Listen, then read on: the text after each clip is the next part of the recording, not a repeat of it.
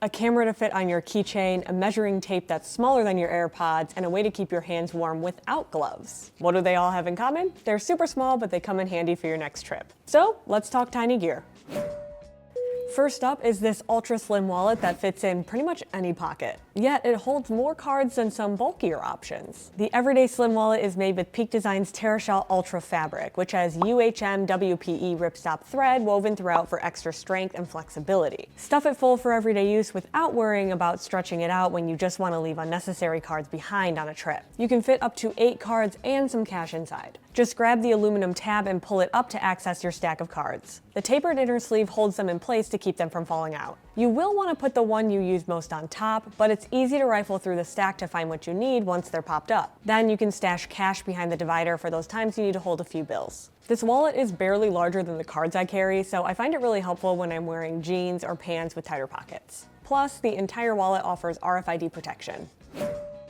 If you long for the days of small but fun toys, you're going to love the KODAK CHARMERA. CHARMERA? I think it's CHARMERA. I personally long for it, but that's just because our video guy Martine took it to Chicago this weekend, so I couldn't play with it. It looks like a keychain, but it's an actual functioning camera. However, instead of only getting 12 or 24 shots like Kodak's first single-use cameras from 1987, you add your own micro SD card to take hundreds of photos and videos. A 32GB card maxes out the photo counter at 999 photos, which we think is plenty, though you obviously lose some capacity if you shoot video or use the built-in photo frames. We're loving the vintage vibe in the tiny package. Just realize that you're not getting super high-res images. There are 7 different designs, but you don't know which one you're getting until you open the box. Along with the keychain and camera, it comes with a cable. Use that included cable to charge the camera and offload photos by simply plugging it in. I just use my own cable though because my laptop doesn't have a USB-A port. It also comes with a keychain so you can hang it from your day pack or sling. The camera doesn't feel too delicate or breakable to leave it hanging. And you'd be amazed at how having a small dedicated camera helps you focus on the fun of taking photos and staying in the moment.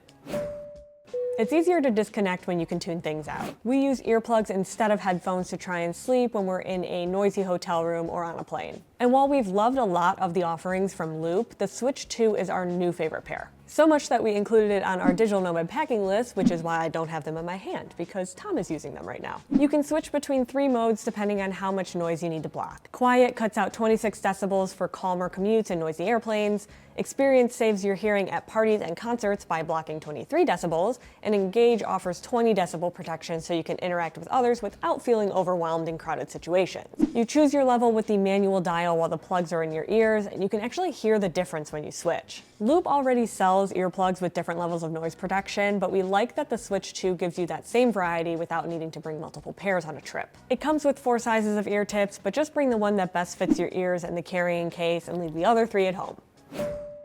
Have you ever wanted to bring something home from vacation, but you weren't sure if it was going to fit on your wall or in your house? Guilty. So toss this tiny measuring tape in your sling or on your keychain and you won't have to guess. While I could use the measuring tape app on my phone, I find it hard to use, especially with smaller items. This measures to 3 feet but is about the size of an AirTag. It weighs less than an ounce, yet its titanium and steel construction are durable enough to last for years. It comes with a keychain clip to help you connect it to the outside of your sling or day pack too. That way you can check before you buy whether or not a new lightsaber will fit into your suitcase or if you have to carry it on board. And also, I just moved, so I'm in the habit now of taking a tape measure with me everywhere so that when I'm out, I can find things that fit into my new place.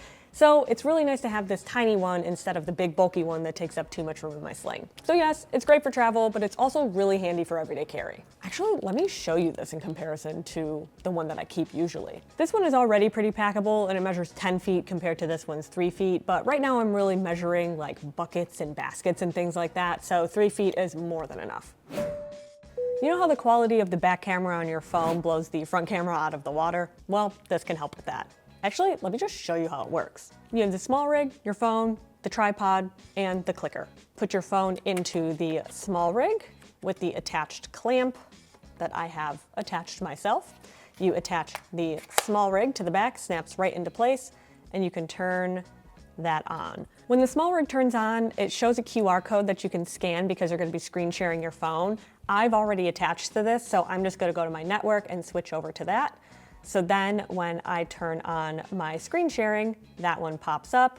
It is now screen sharing, so I can go to my camera.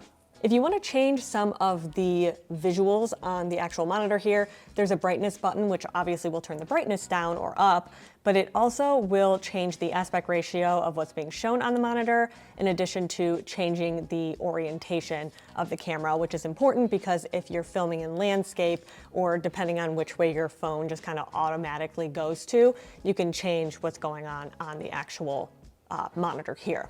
There's also this little remote which will start recording. I have found that 4K video, it does create too much of a lag, so right now I am not shooting in 4K, but the nice bit is that I set this up to the side and I can see myself very clearly. It's very, very good quality image that I can see on the actual SmallRig itself, so I feel very confident that what I'm shooting is actually being shown on the screen here, which means that if you're all the way in the back there taking a very large group photo, you know that nobody's going to be cropped out. That said, if you want to switch to landscape mode, I am going to stop the video really quick using this button. It stopped very easily over there, and then all I have to do is rotate my phone. Right now you can see with this, if I show myself, it's obviously not the right orientation. Oops, I clicked the wrong button there.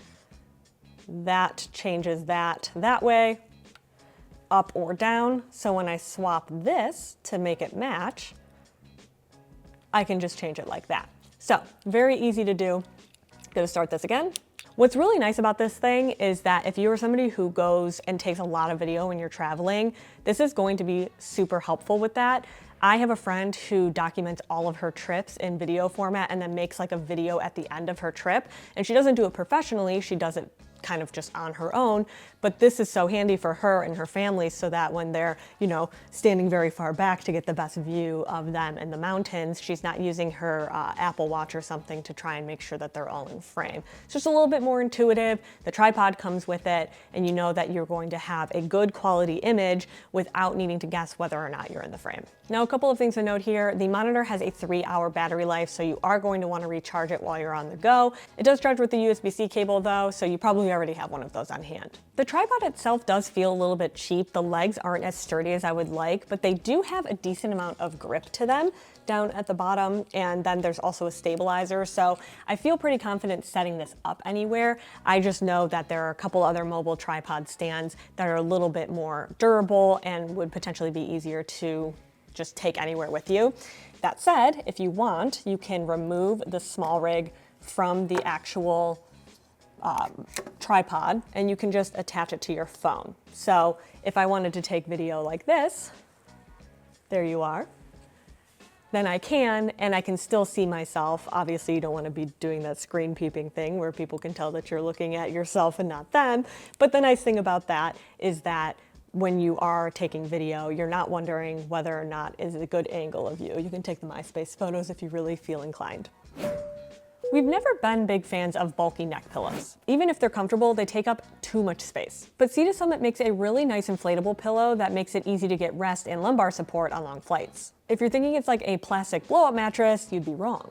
This one has a top layer of memory foam with knit fabric over an adjustable air chamber. That means you can customize your level of support, creating a pillow up to 12 centimeters thick. It's shaped kind of like a bean, so it cradles your head on the plane or in the campground if you're roughing it for the weekend, but it's not just good for your neck. If you get lower back pain from sitting too long in uncomfortable economy seats, tuck it behind you for a more comfortable flight. It won't take as long to inflate as your air mattress either. The mini express valve keeps the air inside between breaths, yet helps it deflate quickly if you don't wake up until the plane lands. We like the regular size, though you can get it in large or extra large if you prefer. The regular packs down to fit into a sack that fits in the palm of your hand though, making it easier to stuff in your sling or personal item bag to keep with you whenever you need rest or want a more comfortable seat. You don't need to bring an extra cell or satellite phone if you're worried about being disconnected. This tiny device from Garmin will keep you within reach even if you're deep in the woods or on safari without cell service. This card-sized device has a built-in speaker and microphone that lets you send 30-second voice messages without cell service. You can also use the on-screen keyboard to send and receive text messages and pair it with the Garmin Messenger app to send photos from your phone. It also has live track sharing so your friends and family can see where you are as you explore, and an SOS feature that lets you send an emergency message to Garmin's International Emergency Response Center from anywhere in the world at any time. Use the trackback routing to find your way back to the trailhead or find your own path using the built-in digital compass. You can also get the weather forecast, which is very helpful to keep an eye on when you're on long hikes. Its lithium-ion battery lasts for nearly 100 hours of messaging, or even longer if you're only using its tracking feature. It doesn't weigh much, but it's much tougher than your smartphone. Its rugged shell is water resistant, rated IP67, so it'll still work if you drop it in the mud or a puddle, though you will want to add a dive case if you want to take it swimming. Now, I have to mention, all of this does come at a pretty hefty cost, so it's likely only worth it if you're an adventurous traveler who often goes off the beaten path. The inReach Mini 3 Plus has a premium price tag all by itself, about $500 at the time of recording, and then there's a monthly subscription to connect to the satellite network for global coverage. You can switch plans when your needs change or suspend it when you're not traveling.